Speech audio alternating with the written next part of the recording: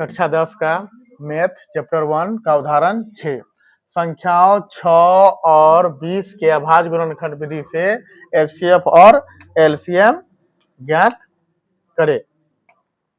ठीक है, सबसे पहले हम लोग क्या लिखेंगे, हल। ठीक है, 6 का गुणनखंड करेंगे, क्या आएगा 2 गुना 3, और 20 का करेंगे खंड तो क्या आएगा 2 गुना 2 गुना 2 गुना 4 पंचे 20, यानी 6 का खंड ऐसे करेंगे तो 2 गुना 3, और 20 का करेंगे तो 2 से 10, 2 से 5।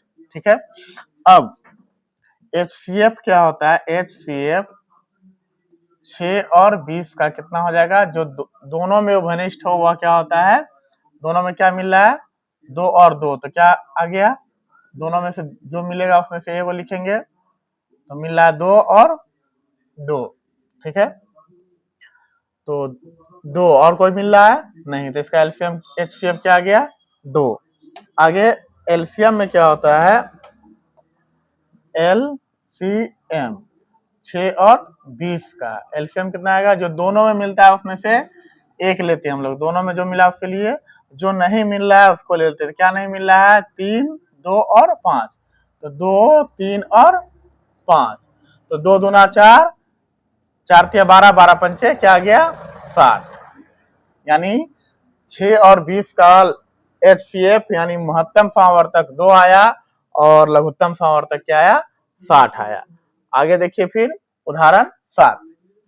उदाहरण 7 है अभाज्य गुणनखंड विधि द्वारा 96 और 404 का एचसीएफ ज्ञात कीजिए और इनका एलसीएम ज्ञात कीजिए। तो सबसे पहले क्या लिखेंगे, हल।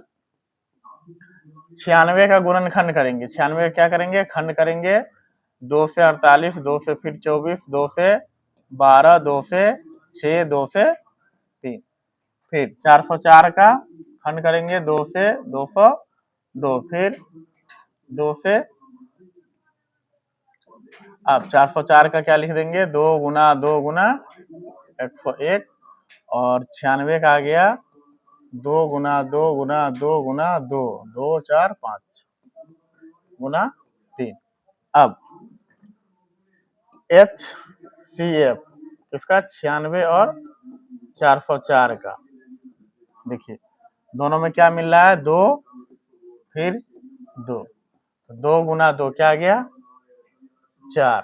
अब क्या होता है, एलसीएम बराबर सूत्र क्या होता है एलसीएम निकालने का, ए गुना बी बटे एच सी एफ, यानी एलसीएम लौफा बराबर पहली संख्या गुना दूसरी संख्या बटे मौफा।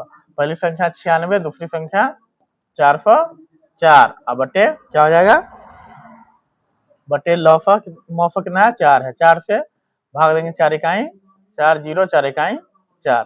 अब 101 गुना 96 करेंगे तो क्या आएगा 96 96। ठीक है, तो इसका क्या आया 96 और 404 का एलसीएम आया, एचसीएफ आया 4 और एलसीएम आया 96 96। अब देखिए उदाहरण 8, संख्या 6, 72 और 120 का अभाज्य गुणनखंड विधि द्वारा एचसीएफ तथा एलसीएम ज्ञात करें। तो 6 का क्या करेंगे, पहले लिखेंगे हल, 6 का क्या निकालेंगे, गुणनखंड करेंगे 2 से 3, तो 6 का क्या आया 2 गुना 3। अब 72 का खंड करेंगे 2 से 36, 2 से 18, 2 से 9, 2 से फिर 3, तो 72 का खंड आ गया क्या 2 गुना 2 गुना 2 गुना 3 गुना 3। अब फिर कितना है 120, 120 का खंड करेंगे तो 2 से 60, 2 से 30, 2 से 15, 3 से 5, 120 का खंड क्या आ गया 2 गुना 2 गुना 2 गुना 3 गुना 5।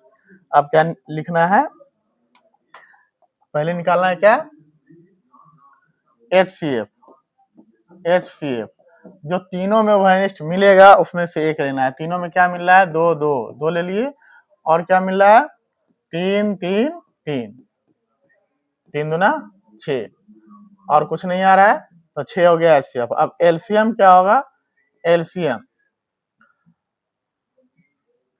जो तीनों में आए, तीनों में क्या क्या आ रहा है 2 और 3 आ रहा है। ठीक है, उसके बाद ले लिए 2 3, बच क्या रहा है 2 को 2 यहाँ है, 2 को 2 यहाँ है, 2 को 2 लिख दिए, फिर क्या बचा एक 3 बच रहा है और एक 5 बच रहा है, गुना करेंगे 3 दूना 6, 6 दूना 12, 12 दूना 24, 120 और 3 कितना आ गया? 120 गुना 3 360।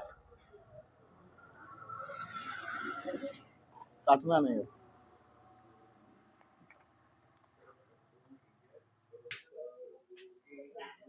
देखिए इसका आंसर क्या आ गया? 360। तो क्या है? 6, 72 और 120 का एचसीएफ आ गया 6 और एलसीएम आ गया कितना? एलसीएम आ गया 360। सेम इसी तरह क्या है? सवाल है 1.2। 1.2 जो सवाल है इसी टाइप का है, ठीक है, जो कि हम लोग अगले दिन देखेंगे। ठीक है, फिर मिलते हैं अगले वीडियो के साथ।